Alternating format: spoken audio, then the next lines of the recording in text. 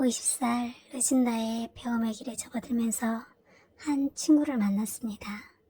또래가 없다 보니 서로 의지하면서 거의 매일을 붙어 다니게 됐고, 카풀까지 하면서 학교에 갈 때도 함께 가고, 강의실 자리도 앞뒤로 앉고, 또 밥도 함께 먹고, 올 때도 함께 오고, 이렇게 거의 매일을 껌딱지처럼 붙어 다녔습니다. 그 친구는 참 안쓰럽고 돌봐주고 싶고 기특한 친구였습니다.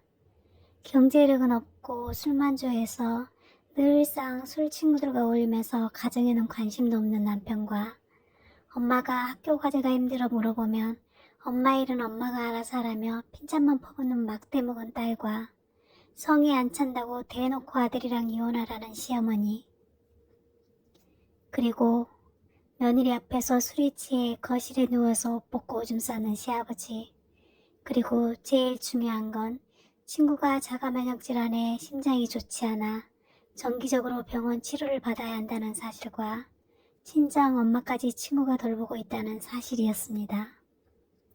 이런 환경에서도 그 어렵다는 간호대 공부를 우수한 성적으로 헤쳐나가고 있는 친구는 정말 본받고 싶고 안아주고 싶고 자랑하고 싶은 친구였습니다. 그런데 언제부턴가 제가 그 훌륭한 친구를 멀리하고 있다는 게 느껴지고, 급기야는 그 친구를 미워하게 되고 세상에서 제일 만나지 말아야 할 사람으로 치부하고 있더군요. 일은 사소한 것에서부터 시작됩니다. 일단 학교 과제를 의논하다 보면 서로 정보를 주고받아야 하는데, 그 친구는 항상 바빠서 아파서 힘들어서 못했다고 저의 자료만 받아갑니다. 학교를 그만둔다는 말을 밥 먹듯 하던 친구라 함께 졸업만 하자고 어르고 달래면서 저의 모든 능력을 총동원해 자료를 제공해 주었습니다. 그땐 몰랐습니다. 그 친구가 왜 나한테 고맙단 말을 하지 않는지. 함께 밥을 먹습니다. 돈을 안 가지고 왔다고 일단 저한테 계산을 하라고 합니다. 다음 날도 그 다음 날도. 화가 나서 이체하라고 했더니 핸드폰 데이터가 없답니다. 그때는 몰랐습니다. 그 친구가 왜 돈에 그리 집착을 하는지. 다른 편입생들이랑 식사를 합니다. n분의 1로 나누는데 자기 목 계산을 부탁합니다. 사람들 눈치가 보여서 대신 계산을 합니다. 하루, 이틀, 3일 돈은 주지 않고 결국 제가 돈을 달라고 합니다. 그런 일이 있었어? 라며 기억이 안 난다고 합니다. 그때 관계를 끝냈어야 했습니다. 그 친구의 진실을 덮으려면. 간호학과는 조별 과제가 많습니다. 편입생들은 애들한테 피해주지 말자고 편입생들끼리 조를 짭니다. 그 친구는 젊은 애들이랑 해야 점수를 잘 받는다며 혼자 떠납니다. 그때는 몰랐습니다. 그 친구가 필요에 의해 사람을 사귄다는 걸. 과목을 선택해서 실습을 나갑니다. 함께 과제 도움 주면서 하자며 같은 과목을 신청했습니다. 스케줄표 나오고 나니 그 친구만 다른 과목입니다. 이유를 물었더니 점수 잘 주는 교수님 과목 들으려고 혼자 옮겼다고 합니다. 그때는 몰랐습니다. 뒤통수 치는 게 그 친구의 특기라는 걸. 조별과제 각자의 역할을 정합니다.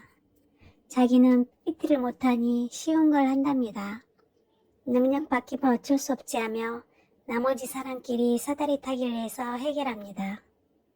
다른 과목 개별과제 PPT 발표가 있었습니다. 그 친구는 자기의 개별과제 PPT를 제일 멋지게 만들어서 발표했습니다.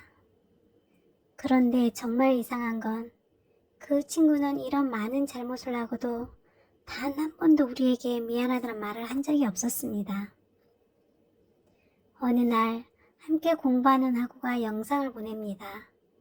아무래도 그 친구가 영상 속 주인공 같다며. 나르시스트 영상이었습니다. 보니 많이 비슷하지만 설마 하며 웃어 넘겼습니다. 그렇게 반복된 일상으로 지친 나는 어느 날 친구에게 충고를 합니다. 우리 서로 서운한 건 이야기하게 하자. 그러면서 조심스럽게 그 친구의 문제점을 지적해 주었습니다. 그 친구 울며 불며 욕을 하더군요. 너가 편해서 그런 건데 그걸 그렇게 받아들이냐 하면서요. 그래서 내가 무슨 죄인이라도 되느냐 미안하다며 어르고 달래서 진정을 시키고 마지막 학기도 같은 반으로 수강 신청을 해서 서로 도와주면서 국시까지 잘 헤쳐나가자 약속을 했습니다. 그때는 몰랐습니다. 친구가 자기 잘못을 단 한 가지도 인정을 안 했다는 사실을.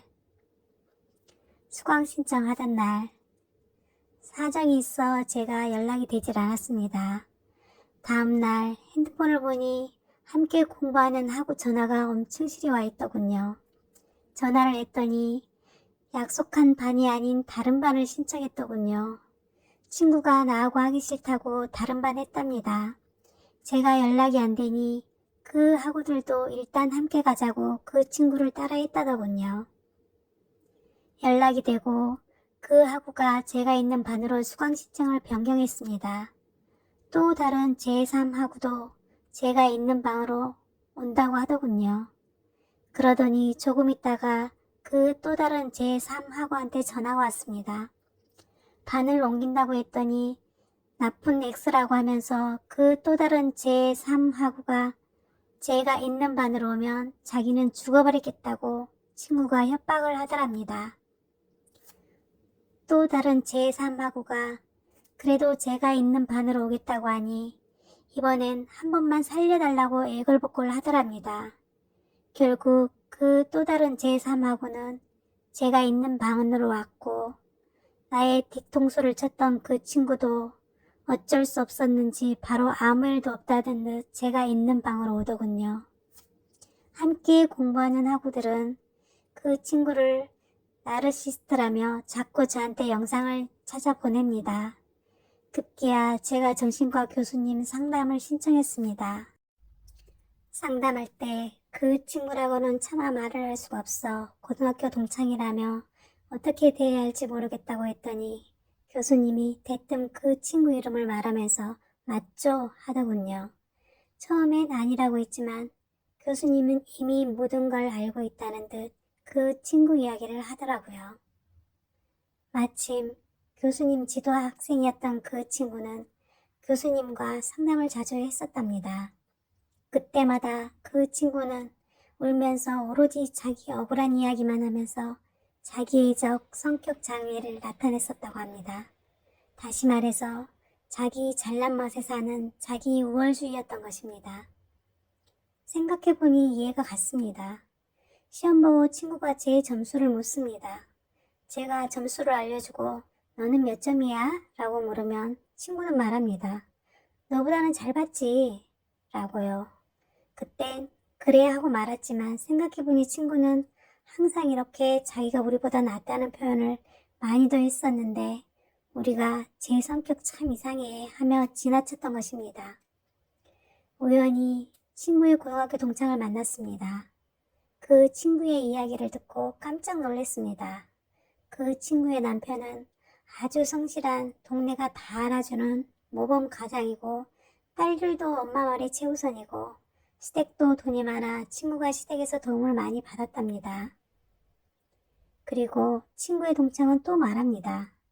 친구는 모든 아는 사람들한테 가족들을 나쁜 사람으로 만들고 아프지도 않은데 없는 병을 만들어 자기가 아프다고 거짓 인물을 만들어 실제 자기인 양 착각을 하고 살고 있다고요.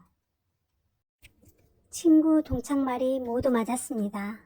친구는 자기가 처음 만나는 사람한테는 무조건 가족을 나쁜 사람으로 몰고 자기 몸이 아프다고 가련한 척 연기를 해서 그 사람이 자기 부탁을 거절하지 못하게 만들어 놓습니다.